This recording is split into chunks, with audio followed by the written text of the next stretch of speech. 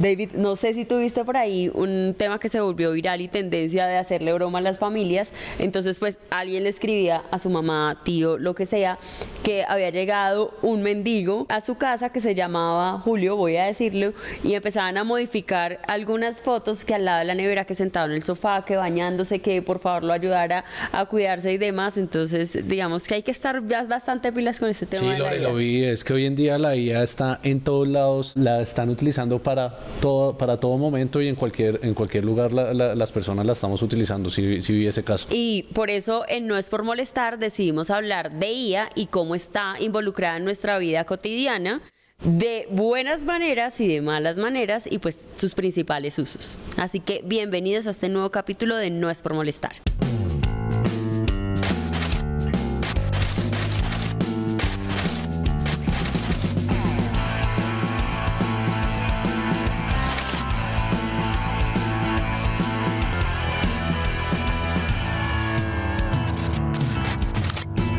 Como decía Lore, hoy vamos a hablar de IA para todos, sin tecnicismos, como si estuviéramos en la sala de la casa con nuestras mamás o con nuestra abuela. Y para eso tenemos un súper invitado, Samir Estefan. Es un investigador, un experto en inteligencia artificial y que además tiene el don de que lo puede explicar de una manera sencilla, como nos gusta a todos nosotros. Bienvenido, Samir. ¿Cómo va todo? David, gracias por la invitación. Feliz de estar acá. Chévere tenerlo por acá. Buenísimo, buenísimo, buenísimo. Hola Samir, bienvenido a No es por molestar. Gracias. Queremos empezar como conociéndote un poquito. Entonces, ¿cómo fue esa cercanía con la tecnología y cómo terminaste convirtiéndote en un experto? Yo tengo una ventaja en mi generación y es que yo fui tal vez de las primeras personas de mi generación que tuvo computadora en el país, porque mi papá trabajaba en IBM. Y entonces desde pequeño estuve inmerso y metido en el tema de la tecnología. Primero, creo yo, sobre todo con el tema de videojuegos, y luego fue un tema que me llamó mucho la atención, pero extrañamente yo terminé, no alejándome, pero terminé estudiando economía, que no tenía nada que ver con el tema. Y a comienzos del siglo volví al sector desde el lado financiero y desde ahí me volví a meter de cabeza, me enamoré del tema de la tecnología y vivo de la tecnología. Yo pensé que usted era el clásico ingeniero de formación. La mayoría de la gente cree que yo soy ingeniero de formación, pero no soy ingeniero. ¿Y cómo terminó un economista convirtiéndose en un experto en IA? Hay una cosa interesante, creo yo, y es que cuando yo estudié economía, lo que más me interesaba era como tratar de entender esa relación de el mercado y las personas. Y de una u otra manera, cuando me metí de lleno en el tema de la tecnología, mi rol era un poco ese, era como tratar de entender, oiga, esto que estamos vendiendo, esto que estamos implementando, cómo le va a pegar a la empresa, cómo le ayuda a la persona. En el 2010 monté un blog de tecnología que fue por donde conocí a David con un amigo, en donde empezamos a escribir de tecnología de consumo, y me acuerdo del comienzo, siempre decíamos, oiga, este artículo lo entiende su mamá, lo entiende mi papá, y así empezamos un poco a hablar de tecnología desde lo básico, desde lo mundano, hasta, digamos, el modelo ya corporativo de donde, digamos, yo trabajo y en donde vivo hoy. Pero cuénteles a las personas cómo se llama el blog para que también lo sigan. Techcetera.co, escribimos de tecnología todos los días, muy de tecnología de consumo. Y por otro lado, pues tengo una compañía en donde hacemos robots, en donde hacemos agentes inteligentes, que se llama Botkers. Y por eso cuando la gente me dice, oye, ¿usted qué hace? Me tocó inventarme como este título de yo soy evangelista tecnológico, porque al final hablo de tecnología, le ayudo a la gente y a las empresas a utilizar la tecnología para sus propósitos, pero sobre todo para que haga sentido, no necesariamente usar la tecnología per se. Bueno, entonces vamos a aprovechar hoy para que desde nuestra abuela o la persona que esté más cerca a nosotros pueda entender qué es la inteligencia artificial, que muchos creen que es algo que nació en el último año. Total. Claramente ha tenido un auge gigante. ¿Qué es inteligencia artificial y cómo ha venido evolucionando? ¿Qué es realmente la IA? Por allá en 1956, unos locos en un proyecto que se llamaba el Dartmouth Summer College Program dijeron, oiga, ¿qué pasa si en vez de decirle a la máquina haga A o B, le decimos a la máquina, oiga, así funciona, estos son los datos, aprenda y ejecute con base en eso que aprende? En ese momento tuvieron tres problemas. Primero, que no tenían los datos suficientes para entrenar el algoritmo. Segundo, que si los tuvieran no tenían dónde guardarlos. 1956 más o menos, acuérdense cómo eran los computadores. Sí. Y tercero, no tenían cómo procesarlos. Y entonces vivimos lo que la gente llama el invierno de la inteligencia artificial, pero si uno lo mira muy juiciosamente, a lo largo desde 1956 para acá ha habido pasos importantísimos hasta que llegamos a un tema que es por el cual estamos hablando hoy. Todo el mundo habla hoy de inteligencia artificial por culpa de ChatGPT, sí, ¿cierto? Que es una pequeña modalidad de todo lo que es el universo de inteligencia artificial. Entonces, si uno tuviera que resumir es, oiga, ¿qué es la inteligencia artificial? La inteligencia artificial es un set de herramientas que le permiten a las máquinas emular lo que hacemos nosotros como humanos cuando pensamos, ¿no? Y tiene tres grandes componentes. El primer componente es, oiga, ¿cuáles son las reglas y cuál es la información? Eso es lo que nosotros llamamos aprender. ¿Listo? El segundo es, oiga, ¿cómo uso esas herramientas, esa información para llegar a una conclusión? Eso es lo que nosotros llamamos razonar. Y el tercero es, ¿cómo aprendo de lo que he hecho en el pasado? La autocorrección. Eso es la autocorrección que nosotros utilizamos todos los días. Y entonces, cuando aparecen esas máquinas que son capaces de hacer eso, todos quedamos sorprendidos. Pero ya cuando usted habla de, por ejemplo, de autocorrección, cuando uno está escribiendo un chat en WhatsApp que le anticipa la palabra, ¿a eso es? Claro, esa es una modalidad de inteligencia artificial. Ese es uno de los pilares fundamentales. Es una cosa que se llama Ngrams, sí, que es básicamente lo mismo cuando usted googlea y empieza a escribir cuál es el mejor, y él sabe, restaurante de Bogotá, sí, ¿no? Sí. Y usted dice, ¿cómo supo? No está haciendo más que un modelo estadístico de predicción de cuántas personas me han preguntado esto, entonces yo voy a predecir que Samir va a preguntar esto mismo. Lo mismo en la palabra, cuando usted está completando una frase, él dice cuál es la frase más utilizada en este mismo, esta es, y entonces se lo empieza a mostrar. Pero de nuevo, ese es un modelo de inteligencia artificial que no tiene que ver con la inteligencia artificial generativa, que es, digamos, la que hoy está en boga. Sí, y hablemoslo así como por partecitas. Entonces ya sabemos que Chat, GPT, Gemini y demás, como para no casarnos con una sola inteligencia, ¿cierto? Porque pues cada quien usa la que le gusta y para lo que le sirve. De un tiempo para acá también escuchamos que muchos fabricantes de teléfonos móviles empezaron a hablar que el teléfono venía con inteligencia artificial, entonces ahora tienes traducción en simultáneo, te sirve para que puedas tomar una foto y borrar a la persona que está atrás. Entonces todas estas funcionalidades se van volviendo parte cotidiana de la vida. ¿Qué otro tipo de inteligencias, digamos, artificiales, por llamarlas así, encontramos en nuestra cotidianidad o en qué dispositivos? Y es interesante porque hay unos que somos conscientes de que los estamos usando, pero hay otros sí, que no somos conscientes de que fuimos, entre comillas, víctimas de ellos. Si en los últimos meses les ha llegado un mensaje de texto o de WhatsApp de su banco diciendo, hola Lorena, quiero validar si esta transacción si fuiste tú, es porque el algoritmo dice, esta transacción no está dentro del patrón de lo que Lorena hace. Okay. ¿Sí? Y utilizó inteligencia artificial. David ponía el ejemplo de las fotos, ¿no? La posibilidad de tomar una foto, y yo siempre digo, la gente cree que se volvió mejor fotógrafo. No, su teléfono hoy hace una cosa que se llama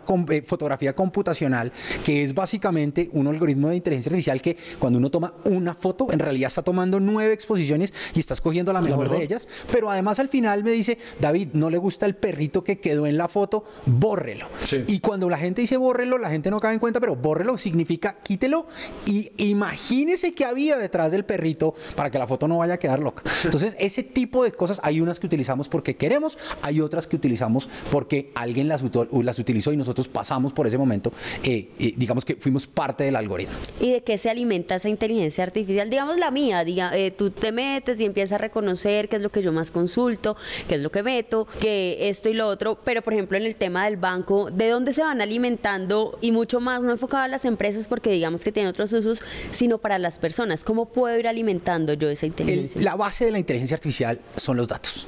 ¿Sí? Y uno mira, por ejemplo, todos estos modelos de los que estamos hablando, Gemini, o mira uno los modelos de Meta, y estamos hablando de modelos que tienen más de 4.000 millones de parámetros, quiere decir de puntos de entrenamiento. Pero una vez fueron entrenados, básicamente empiezan a alimentarse la información que uno les da. Sí. ¿Sí? Y es algo que hemos visto también en el pasado con las redes sociales. ¿Sí? Las redes sociales nos acostumbraron a que nos muestran las cosas que nos interesan porque van aprendiendo de esas cosas a las que yo le doy like o esas cosas donde me demoro más en el tema, ¿no? Entonces aquí pasa lo mismo. Si tú, por ejemplo, en el ejemplo del banco, si yo hago transacciones y él nunca me ha visto, por ejemplo, en mi caso, parar a echar gasolina en Madrid, Cundinamarca, ¿sí? El día que yo paro en Madrid, Cundinamarca, él dice, oiga, no me cuadra el patrón, ¿cierto? Entonces, se alimenta la información que le damos, tanto proactivamente como aquella que nosotros dejamos como parte de esa huella de nuestro mundo digital. Samir, ¿y cómo hacemos para que no volvernos tan paranoicos con este tema de la IA? Teniendo en cuenta lo que usted dice, que está en todos lados y pues, fotos. Mire, yo creo que lo principal es entender entender qué puede hacer la inteligencia artificial. El ejemplo que daba Lorena al comienzo, ¿sí? Yo necesito entender que hoy la inteligencia artificial es capaz de crear fotos, voces o videos y que no necesariamente lo que estoy viendo o estoy oyendo es real, ¿sí? Entonces, si yo entiendo lo que estoy pasando, puedo tomar todo con un granito de arena y puedo de una u otra manera explorar antes de compartir, ¿no? A mí me gusta usar el ejemplo de la foto del Papa de hace unos 3 años, cuando salía el Papa con ese abrigo, ¿no? Y todo el mundo, ¡ah, vieron al Papa! No, si usted le ponía un poquito de atención, usted se daba cuenta que la gafa no cuadraba bien, que la mano era como una garrita, ¿no? Pero la gente, por el afán, por lo chévere o porque está de acuerdo con mi pensamiento, lo comparte sin pensar. Yo creo que necesitamos ese poquito de criterio adicional para no vivir paranoicos. Y es que eso prende un poquito las alarmas, ¿no? Pues porque circulan muchas fotos modificadas con IA o incluso la voz también, pues ya vemos que hay bancos que tú puedes usarlas o crear un video sin necesidad de contratar actores. Muchas empresas están usando comerciales y demás, entonces se encienden las alarmas por temas de seguridad por un lado y por el otro con el tema de empleos, o sea, que tanto nos va a reemplazar. Entonces hay como 4 grandes riesgos que uno tiene que tener en cuenta. El primero es el fin de la verdad. ¿Listo? Y es que no todo lo que vemos es real, sino que ya vemos, por ejemplo, políticos que cuando salen cosas que no les gustan, dicen, eso debió haber sido creado con inteligencia artificial. Sí. ¿No? Entonces la verdad empieza a difuminarse cada vez más. El segundo tiene que ver con un riesgo de desinformación, lo que ustedes mencionaban, lo hemos visto en campañas de alcaldes en Colombia que decían, oiga, esa voz sí es la mía, pero yo no dije eso. ¿Cierto? El tercero es la posibilidad de fraude, ¿no? O de engaños. Esa llamada millonaria que durante años ha acosado a los colombianos, ahora son llamadas en donde quien llama es la voz de mi familiar. O los videos en redes sociales. O los videos en redes sociales que uno dice, pero eso sí pasó o no pasó. Y claramente hay uno que es durísimo, que es el tema del desplazamiento temporal del empleo. Pero esto es un tema que no es nuevo. Esto es un tema que estamos viendo desde la primera revolución industrial, cuando aparecieron los primeros telares mecánicos. Las tejedoras decían, nos vamos a quedar sin, esa máquina me va a dejar sin trabajo. Hoy en día lo que estamos viendo es, seguramente va a haber algunas labores que dejarán de existir. Seguramente el impacto mayor va a ser, voy a necesitar menos personas para hacer algo, ¿sí?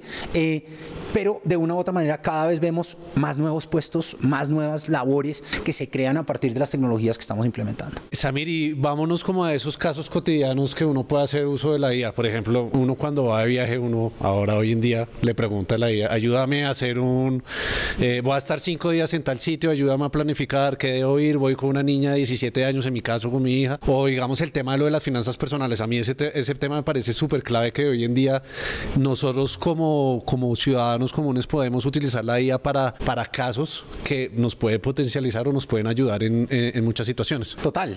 Ese que usted menciona, por ejemplo, de cuando uno se va a ir de viaje es súper interesante, ¿sí? Y es, oiga, mónteme un esquema de viaje para tantas personas con estos intereses durante tantos días. Tanto presupuesto, claro, y de nuevo este es un punto de partida sobre el cual yo ya puedo construir, pero seguramente me ahorré una cantidad de tiempo o me ahorré tener que pagarle a un tercero para que lo haga. El otro que yo veo mucho en el camino es, estoy escribiendo un correo y de pronto quiero que ese correo sea un poco más corporativo o de pronto sea un poquito más jovial, etcétera, etcétera, y no necesito salir a buscar una herramienta adicional. En su teléfono usted tranquilamente cuando escribe le dice, oiga, ayúdemelo a escribir un poco más corporativo.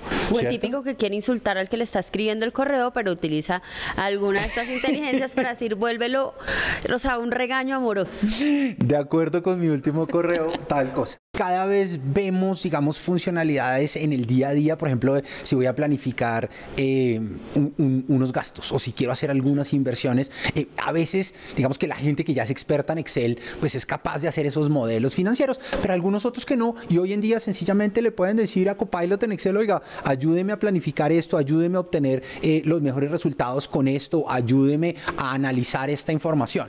Y creo yo que de una u otra manera cada vez podemos hacer más con menos, ¿no? El ejemplo de, oiga, quiero hacer una imagen de esto, quiero hacer un video de esto, me gusta este tema, esto es lo que mi mamá, por ejemplo, me gusta este tema y yo coso y quisiera que me ayude a encontrar o a generar patrones nuevos para hacer nuevos tejidos. Creo que al final del día lo interesante es que la inteligencia artificial está en todo, no necesitamos salir a buscar una herramienta nueva, sino en sus teléfonos, si ustedes usan Office, ahí lo tienen, si utilizan Google, ahí lo tienen, y al final podemos utilizarlo para lo que cada persona le puede interesar. Y eso es también un poco el susto. justo que otras tecnologías eran como impactaban muy de nicho, Sí. esta le pega a todo lo que uno quiere. Le pega todo y justamente pues en el ejemplo que nos dabas de tu mamá que aprendió a coser, no aprendió a coser, perdón, ya cosía, pero pudo generar, digamos, Nuevos patrones. unos Dinámicas. patrones y demás. Pero si hay una duda y creo que le ha surgido a muchos es el uso de la inteligencia artificial con nuestros hijos cuando están, digamos, aprendiendo y que ya pues toda la información está ahí. Primero, pues verificar que la información sea confiable y segundo, pues saber si la inteligencia artificial también se equivoca. Es un desafío para la educación, ¿no? Y tercero, el no utilizar la herramienta para que nos dé la respuesta, sino para que nos ayude, ¿sí? Esto ya lo vivimos cuando apareció la calculadora. En 1980 los profesores de las universidades en Estados Unidos salieron a protestar porque los estudiantes estaban trayendo las calculadoras, entonces solucionaban sus problemas más rápido. Y entendieron rápidamente que lo que tenían que hacer era cambiar la pregunta, ¿sí? Entonces, lo que importa, por ejemplo, hoy en trigonometría o en cálculo en un colegio, en una universidad, no es la respuesta, es el proceso de racionamiento. Y hoy en día herramientas como Gemini o herramientas como ChatGPT tienen un modo tutor en donde uno le puede decir como estudiante o como papá de ese estudiante, oiga, quiero aprender de este tema, pero quiero que me ayude en modo tutor, no me dé la respuesta, sino ayúdeme en un proceso de razonamiento. Y la ventaja es que lo puedo hacer hoy como así como estamos hablando nosotros con el algoritmo. Eso tiene una ventaja gigantesca, sobre todo para esas familias que no pueden pagar el tutor, sobre todo para esos niños que no necesariamente entendieron leyendo el libro o entendieron en clase, sino que necesitan un poco más de tiempo, pero necesitamos ayudarles a nuestros niños a usar la herramienta correctamente. Sí, no es que los volvamos más perezosos o que no puedan pensar o que esté reemplazando algunos temas, porque también uno lee sobre casos donde la inteligencia se vuelve el psicólogo de las personas.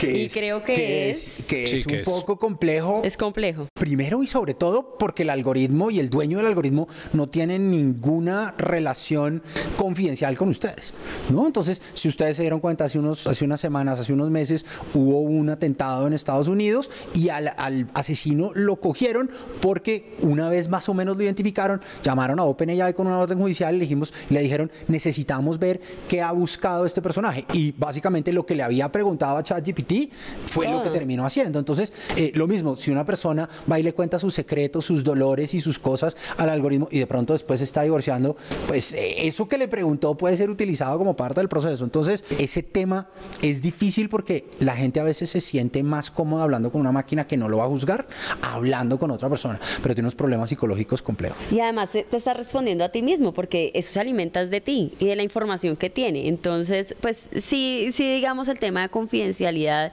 y de todo lo que tú vas subiendo, pues también creo que en unos añitos podría volverse en un... Esta semana ya anunciaron que algunos modelos no van a poder seguir dando consejos ni financieros, ni psicológicos, ni médicos, a menos de que hayan comprobado o pasado, digamos, tener como una especie de licencia, ¿no? Y es que no es lo mismo uno preguntarle a ChatGPT por una historia médica que preguntarle a un algoritmo como ChatGPT, pero que fue creado con información médica, por ejemplo, como MedML de Google, ¿cierto? Sí. Entonces, hay especialidades en todo y uno tiene que entender, uno, qué está utilizando, dos, si lo estoy utilizando, por ejemplo, de manera gratuita y eso implica que toda la información que le estoy dando no solo la va a usar conmigo, sino que es disponible para todo el planeta, o si estoy pagando por un servicio específico que de pronto me da un poquito más de privacidad.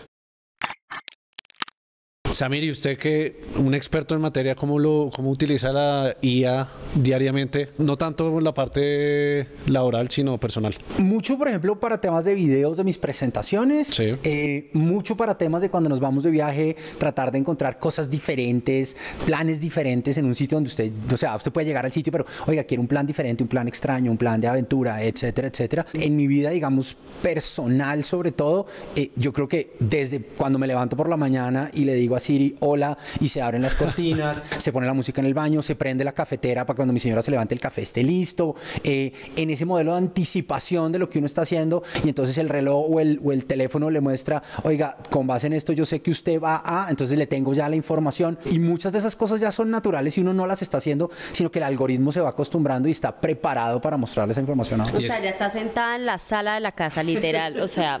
No, y es que mucha gente no sabe y pues el hogar conectado es a base de inteligencia artificial. Total, y de nuevo, la mayoría de las cosas que pasan hoy con nuestros sistemas, los sistemas pueden empezar a anticipar ese tipo de cosas. En estos días me caí en la bicicleta.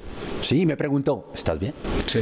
Y si no contesto, le avisa a mi familia, oiga, Samir se cayó en este sitio y llámalo 123. Pero la gente no cae en cuenta que todo esto es inteligencia artificial. O, por ejemplo, ahora los audífonos que nos permiten traducir. Sí, sí. O una llamada que me permite traducir. Eso es inteligencia artificial porque no es que esté haciendo traducción de palabra por palabra, sino que coge la frase, entiende el contexto y te la traduce. Ese tipo de cosas son maravillosas, por ejemplo, para una persona que viaja y no necesariamente habla el idioma a donde está llegando. Eso aumenta las posibilidades de que la gente en su día a día goce más. ¿Y cuáles serían como esos 3 tips para usar bien la inteligencia artificial en la vida diaria? El primero es no use un sistema gratuito. O sea, entienda cuál sistema, con qué se quiere casar. Yo me casé con Gemini, por ejemplo, y ese es el que uso y tengo mi suscripción paga. El segundo es, no tiene que salir a buscar cosas nuevas. De nuevo, su teléfono seguramente tiene capacidades de inteligencia artificial. Apréndalas a usar y a entenderlas. Y el primero, entienda que a veces el algoritmo alucina, a veces el algoritmo comete errores, entonces tampoco traguemos entero. Verificar, comprobar también, o sea... De nuevo, esa foto que le llegó súper, ¿no? Sí, es que yo sabía que tal cosa, oiga, por lo menos trate, googlee, valide si lo que usted está viendo es real antes de volverlo a amplificar, a enviar, a reenviar. Samir, y yo quiero armar una presentación súper wow para el trabajo, para el colegio, la universidad. ¿Qué hacer? Una de las cosas chéveres es que lo que hoy usamos ya tiene esas capacidades. Entonces, si usted es una persona que usa Office, con Office lo puede hacer. Si usted es una persona como yo que utiliza toda la suite de Google, con Google lo puede hacer. Y no necesitamos ir y pagar una suscripción nueva, sino nada. Le digo a Gemini, oiga, por ejemplo, oiga, con base en estos correos, ayúdeme a montar una presentación. Con base en esta página web, ayúdeme a montar una presentación. En el caso, por ejemplo, de unos documentos que usted tiene en Word o que tiene en Excel, oiga, con base en esto, ayúdeme a montar la presentación. Y él le monta ese bosquejo inicial y usted sencillamente sobre él entienda que no va a ser el producto final, pero usted se ahorró una hora de trabajo y sobre eso ahora puede empezar a trabajar. Pero tiene que ser paga. Por ahí es el ejercicio en una y no. Sí. Fue un poco desastroso. Era una simple invitación para un cumpleaños, pero me rendí y terminé haciéndola a la antigua. Pero lo que sí quería preguntarte, teniendo en cuenta que, digamos, hay como unas especialidades, ¿cuál sería esa recomendada para el tema de hacer videos? Porque no todos quedan igual. ChatGPT tiene uno que se llama Sora, súper interesante. Gemini tiene uno que se llama Veo, súper interesante. Y de nuevo, uno podría salir a buscar unos más especializados, pero a menos de que usted lo tenga que hacer a nivel profesional, yo creo que con esas dos que vienen embedidas en los servicios que uno ya tiene, digamos, entre ChatGPT o Gemini, lo puede hacer. Samir, Lore al principio habló de prompt y es una palabra que es fundamental pues para todo este tema de la inteligencia artificial. ¿Cómo explicárselo a la gente del común que es un prompt? Y algunos consejos para que la gente los pueda hacer de manera adecuada. Piense en que usted le está dando una instrucción a un niño. Y déjeme le echo una historia que creo que puede pensarlo. Un día hace muchos años, mi hijo regó una cosa y yo llevaba rato diciéndole, ojo que vas a regar, ojo que vas a regar. Sí. Entonces le dije, ve por el trapo. Y entonces venía con el trapo, venía caminando así despacito, súper asustado. Y entonces le digo yo, pero al trote. Y él que entendió que tenía que hacer como un caballito. Entonces, claro, cuando empezó a caminar con el caballito, a nosotros nos dio fue risa. Pero ese es el tema. ¿Sí? Quedó el regaño. Piense que usted le está dando una instrucción a un niño, entonces primero, sea lo más concreto, pero lo más completo posible en lo que usted quiere decirle. Y digamos, esos prompts que veíamos hace 18 meses que necesitaban toda una estructura, los algoritmos han venido aprendiendo. Lo interesante es que yo puedo tener una conversación con el algoritmo. Y ese es el segundo punto importante. No se quede en la primera instrucción.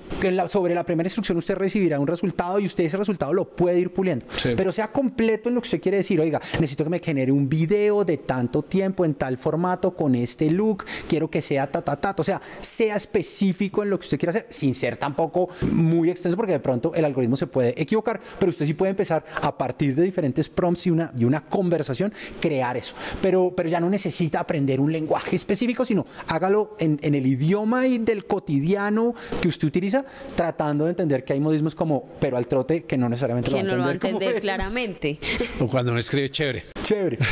La verdad, muy interesante este tema, nos ha quedado mucho más claro cómo la IA no está alejada de nuestras vidas, sino que desde que nos levantamos hasta que nos acostamos, en esas tareas, labores diarias y en esas del fin de semana, pues nos está acompañando, y que nosotros somos los que estamos dándole la información y también tenemos que ver cómo la protegemos y hasta dónde la dejamos entrar. Y pues no es por molestar, pero pues la IA no va a llegar a reemplazarnos, sino pues para complementarnos y obviamente ayudarnos y a potenciar como todas esas cosas que hacemos diariamente. No sé, Samir, si quisieras dar un último mensaje sobre el uso de la IA o recomendación. Yo creo que lo importante es entender qué estamos haciendo, entender sus capacidades, ayudarle a nuestros hijos a aprender a utilizarlas de forma productiva para que no seamos solo consumidores y creamos en todo, sino que sea parte de las herramientas que por años la tecnología nos ha dado.